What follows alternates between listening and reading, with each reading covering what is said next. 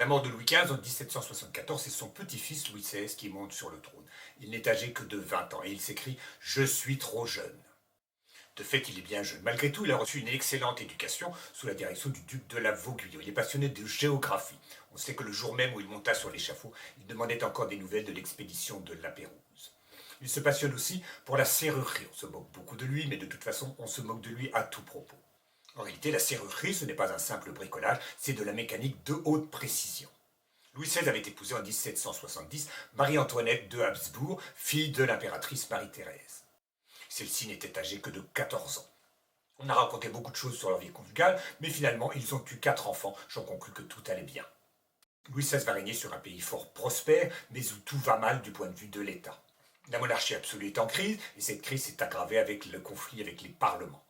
Et d'autre part, le problème du déficit budgétaire demeure.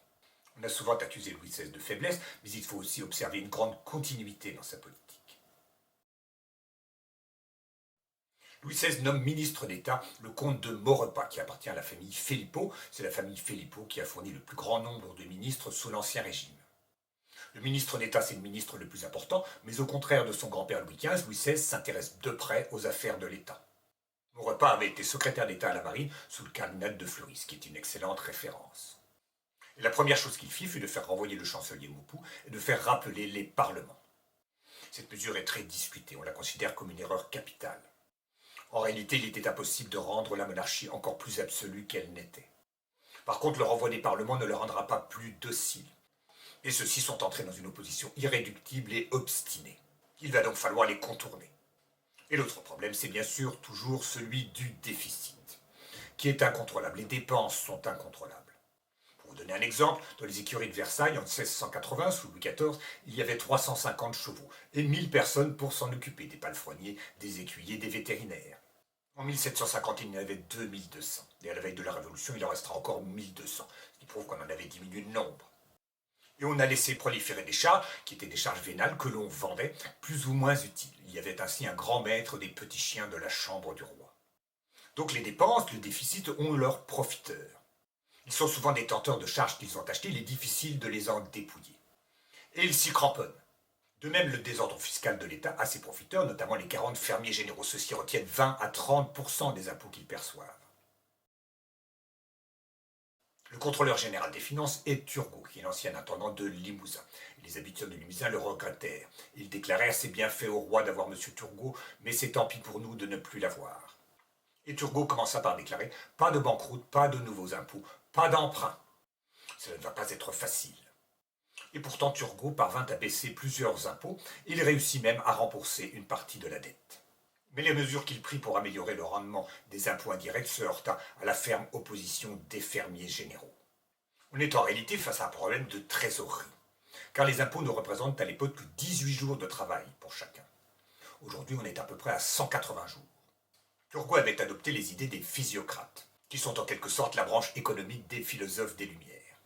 L'une de leurs maximes était « laisser faire, laisser passer ». C'est pourquoi Turgot leva l'interdiction d'exporter les grains d'une province à une autre.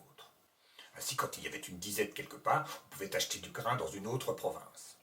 Par malheur, en 1774, la récolte des blés fut fort mauvaise, et la guerre des farines éclata. Le grand théoricien des physiocrates, c'est Quesnay.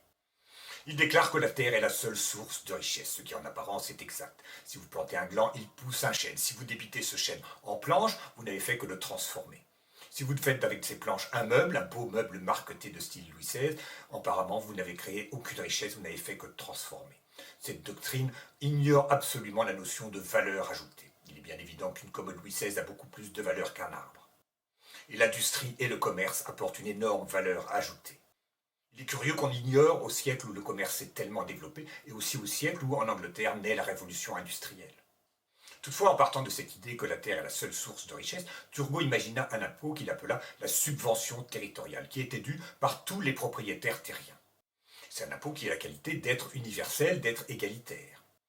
Mais en réalité, la terre, ça n'est pas toujours la même chose. Il y a des terres cultivées, il y a des prés, il y a des jardins, il y a des terres en friche, il y a des bois. Il y a aussi toutes les terres qui appartiennent à l'église, il y en a de très grandes et qui servent à entretenir les abbayes, les écoles, les hospices. D'autre part, toute cette bourgeoisie qui s'est fortement enrichie au XVIIIe siècle échapperait à cet impôt puisqu'elle est dans les villes. Ce projet de subvention territoriale se heurta donc aux protestations de la cour et aussi du clergé, ce qui entraîna le renvoi de Turgot en 1776. Mais Turgot ne négligeait pas la question de l'organisation politique. Il avait le projet de créer des municipalités paroissiales, régionales ou nationales, qui seraient chargées des affaires locales. Par exemple, de répartir et de lever les impôts, ou aussi de s'occuper des routes et des ponts. Ces assemblées délibératives et représentatives auraient pu ainsi former une élite compétente formée aux affaires, bien différente des beaux parleurs qui sévissaient dans les salons et les cafés. En 1776, c'est Necker qui succède à Turgot comme contrôleur général des finances. Necker est un banquier suisse. Il n'est donc pas du tout un disciple des physiocrates. En tant que banquier, il se rend bien compte que les banques financent le commerce et l'industrie, et que ces activités sont donc des sources de richesse. Néanmoins, son salon accueille les philosophes. Et c'est d'ailleurs dans ce salon que la fille de Necker fera ses débuts. C'est la future baronne de Staël qui introduira le romantisme en France au début du XIXe siècle. Et quand on reçoit les philosophes, il faut prendre des mesures qui leur plaisent et qui sont d'ailleurs fort utiles. Necker améliorera le sort des pensionnaires des hôpitaux et des prisons. Il abolit la torture judiciaire et supprima les restes de servage qui subsistaient dans les domaines royaux. Il supprima aussi les jurantes, c'est-à-dire les corporations, en 1776. Malheureusement, il dut revenir sur cette mesure au bout de quelques mois, ce qui montre bien la difficulté à réformer, car la suppression des corporations sera encore une revendication des cahiers de doléances qui précéderont les États généraux de 1789. Mais il y a trop de profiteurs. Il est donc très difficile de réformer, bien que tout le monde appelle des réformes.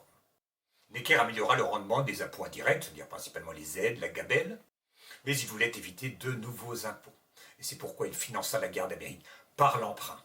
Et cet emprunt s'élèvera à 1 milliard, une somme énorme. Par ailleurs, Necker reprit les projets de Turgot et il organisa des assemblées provinciales expérimentales dans les provinces de Berry et de Guyenne. Ces assemblées devaient reprendre une partie des attributions des intendants. Les intendants peuvent être des gens très efficaces. Ainsi, on a vu que Turgot était fort apprécié en Limousin. Et aussi, la Bourdonnais-Blostac fut un intendant de Poitou très apprécié. Mais souvent, ils sont loin. Il y a une source très intéressante sur l'état de la France à la veille de la Révolution. Ce sont les récits de voyage d'Arthur Young, qui est un Anglais. Et celui-ci raconte qu'il franchit un jour un pont magnifique qui fait son admiration. Et il passe la nuit à l'auberge qui est à côté de ce pont et se rend compte que cette auberge est minable.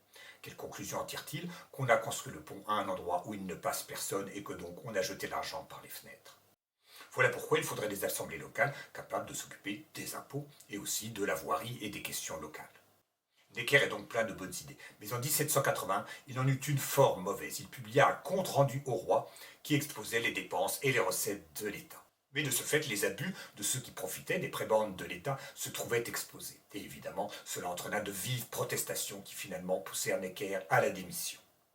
1780, c'est aussi la fin de la guerre d'Amérique. Il va falloir rembourser les énormes emprunts. Cela explique peut-être aussi le départ de Necker. Mais de toute façon, ne pleurez pas, il va revenir.